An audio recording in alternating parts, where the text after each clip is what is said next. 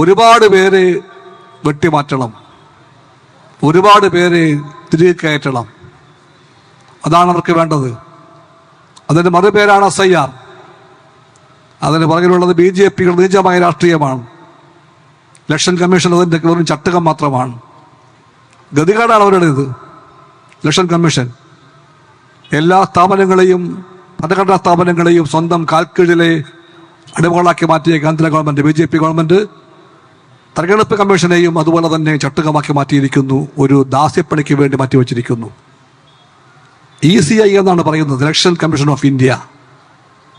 ഇപ്പോഴത്തെ പ്രവൃത്തി നോക്കുമ്പോൾ ജനങ്ങൾ പറഞ്ഞു പോകുന്നുണ്ട്, ECI എന്ന് പറഞ്ഞാൽ എക്സിക്യൂട്ടീവ് കമ്മിറ്റി ഓഫ് ഇഡിയോക്രസി എന്ന് പറയണം. അതാണ് ECI. അതുകൊണ്ടാണ് SIRന്റെ മറവിൽ എന്താ സംഭവിക്കുന്നത്? ലക്ഷങ്ങളെ കാണുന്നില്ല. വോട്ടർ പട്ടിക വരുമ്പോൾ ലക്ഷങ്ങളെ കാണുന്നില്ല.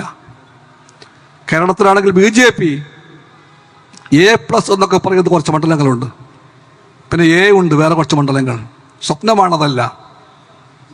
ആ സ്വപ്നങ്ങളെല്ലാം കാണുന്നത് BJPയുടെ A+ഉം Aയും പറയുന്ന മണ്ഡലങ്ങളെല്ലാം നോക്കിയാൽ അവിടെയാണ് 10,000ങ്ങളുടെ വോട്ട് റദ്ദാക്കപ്പെട്ടിരിക്കുന്നത്.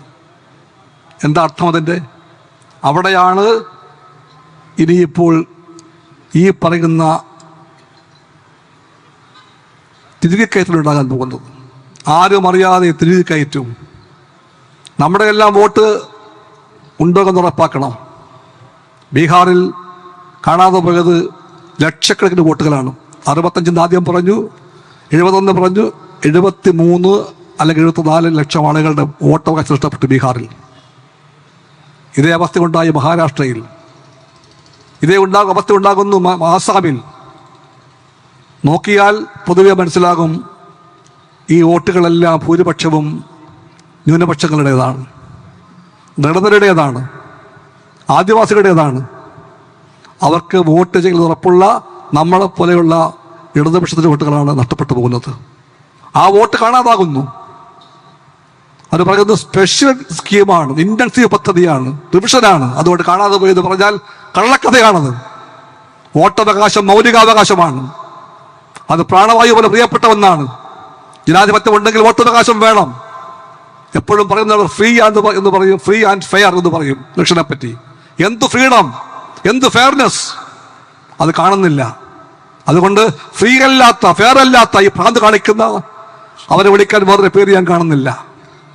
BJPയുടെ ഭരണത്തിന്റെ കീഴിൽ ഇലക്ഷൻ കമ്മീഷൻ എല്ലാ സ്ഥലങ്ങളിലും, ഇവിടെ അടക്കം എല്ലാ സ്ഥലങ്ങളിലും എക്സിക്യൂട്ടീവ് കമ്മിറ്റി ഓഫ് ഇഡിയോക്രസി ആയിട്ട് മാറിയിരിക്കുന്നു.